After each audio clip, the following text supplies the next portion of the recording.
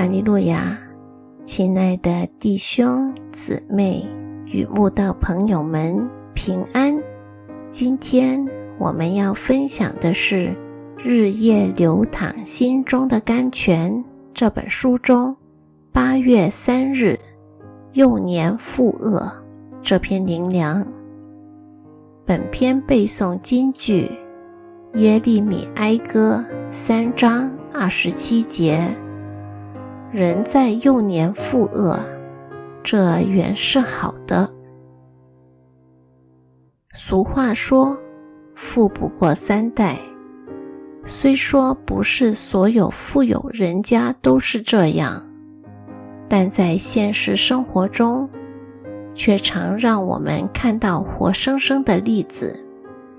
不少有钱人家，财富传不过3代，家产就被儿孙败光，只因儿孙一生下来就享尽荣华富贵，哪懂得前人创业的艰辛，不止无法守成，还挥霍无度，当然很快就家道中落。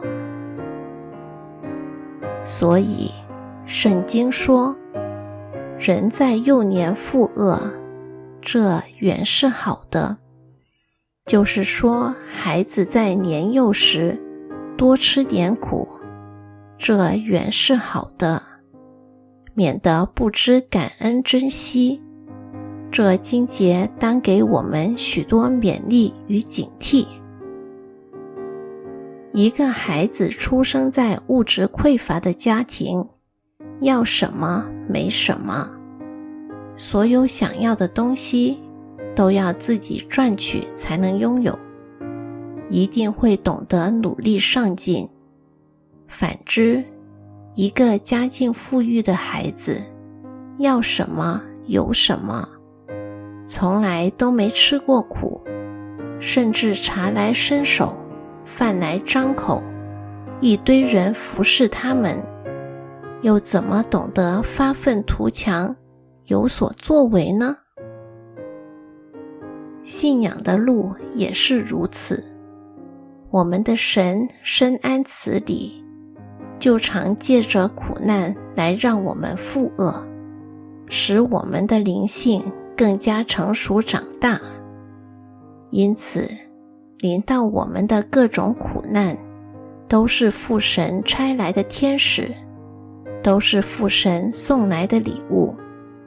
我们当为这礼物欢喜快乐才是。只有属灵的人才知道属灵的事，只有属灵的人才明白苦难就是祝福。若照世人属世的眼光来看，苦难根本是伤害我们的，但若照基督徒属灵的眼光来看，就知道苦难是带来恩典的。我们难道忘记了这世上最大的祝福救恩，是从主耶稣在十架上留下宝血，所受最大的痛苦而来的吗？主耶稣说，我是真葡萄树，我父是栽培的人，凡属我不结果子的枝子，他就剪去，凡结果子的，他就修理干净，使枝子结果子更多。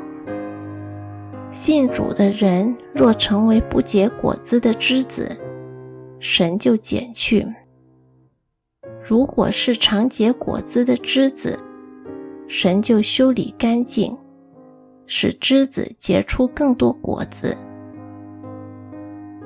神要如何修理干净呢？